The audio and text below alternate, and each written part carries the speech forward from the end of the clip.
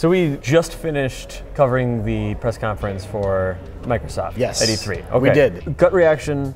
What do you think is the most exciting thing that you saw there? Well, I think Phil Spencer, when he opened up, said this is all about games, right? Yeah, that's a good point. And then it really was all about games. There was nothing else. I'm happy that you didn't hear any like, oh, you know, this was for the family, or this is how we're going to integrate your Xbox One with your TV and all that Family's stuff. dead, TV, get out of here. I I don't don't want need it. those things. So at any point did they mention the existence of Kinect? No. Well, Really? there was this one indie game they showed for a second, Yeah. that platform thing where your arms create a Yeah. platform. But other than that, no. Also interesting to note is it went pretty well, I think, for them. I'm going to say this is the part where we start making qualitative statements about it. I think that Okay, I think that good, they thanks. did pretty good. I'm not a huge, not a tremendous Fable fan. I'm not. I've not played a lot of Crackdown, but I'm excited about the Division and Okay. that weird Platinum game Scale.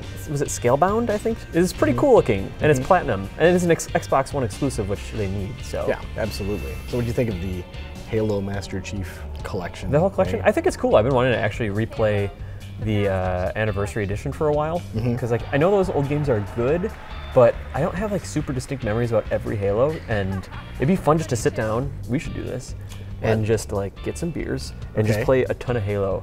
You said you're not a big Crackdown guy.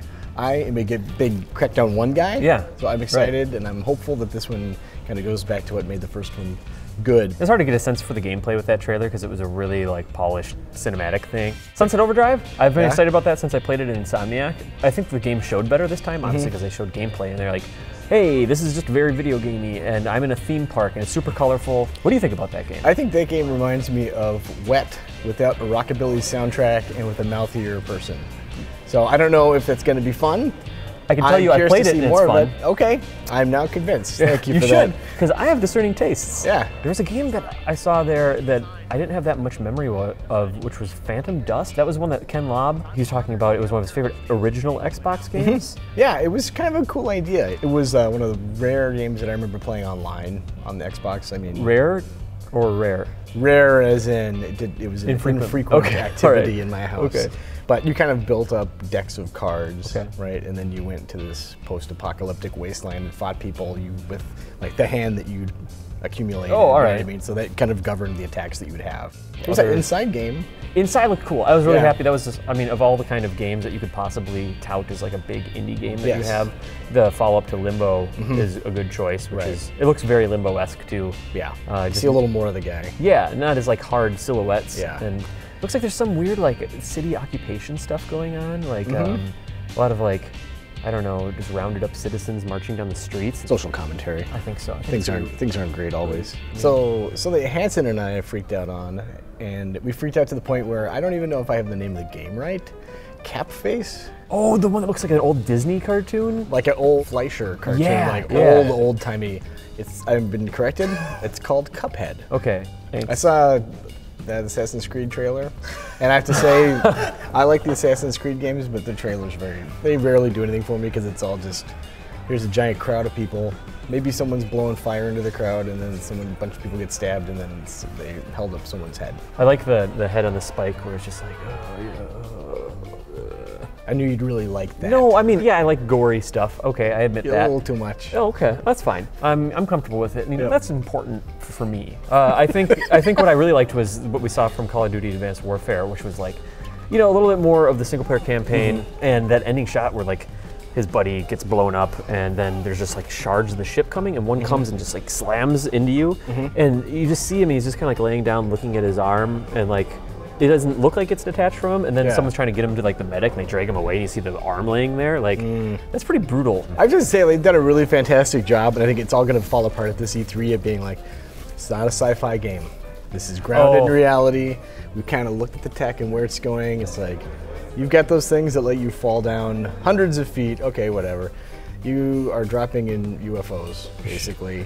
Hunter killer drones from Terminator 2. Those weird like swarms of drones that do like that formation, so they look like a cloud of bees in a cartoon. Like if they make a question mark if you hide. I can see where they're coming know. from though, because it's not as far out there as like Mass Effect or something. You know what I No. mean? There's no space travel happening here. Like the only space travel we have is when people go on the space shuttle in the space station and they shoot each other. That's it. We don't go anywhere That's a good point. beyond our own orbit.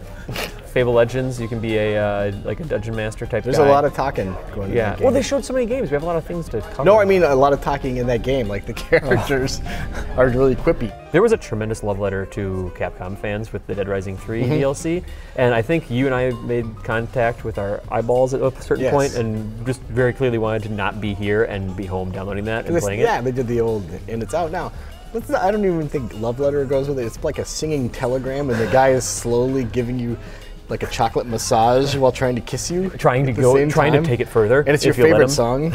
It's like, okay. He just knows it. Yeah, and he's an attractive guy and you're into him. Yeah, But it's like a four-way Dead Rising thing, and they're all like crazy costumes based on Capcom characters. Right. There's almost so much Capcom good stuff that I couldn't even keep up with it. You know what I mean? And they're playing Mega Man music over that part of the trailer, and it's just like they're hitting all the notes that Capcom itself isn't really hitting. You know what I mean? With games, and it's all being represented and funneled into that Dead Rising 3 DLC.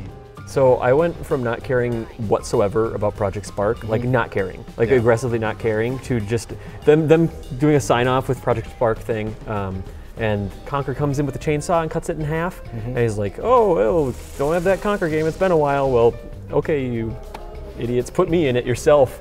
And there's your game, which is immediately exciting and then very disappointing. I was just happy to see him on a stage and a screen. The voice actor must have been just beyond thrilled. By the way, that Project Spark, every time they've shown that, I know less about it. It just seems at this point it's like some guy just telling you whatever you want to hear. This tone of conversation compared to last year's E3 in regards to Microsoft, they did a much better job. I have not tugged on my collar once. Oh. Are you excited that you own an Xbox One?